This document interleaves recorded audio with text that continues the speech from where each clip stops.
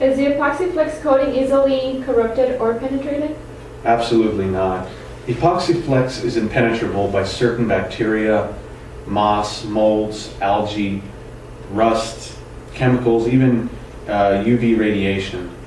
Epoxy flex is seamless and it's single ply, so it means that it forms a permanent membrane against the elements.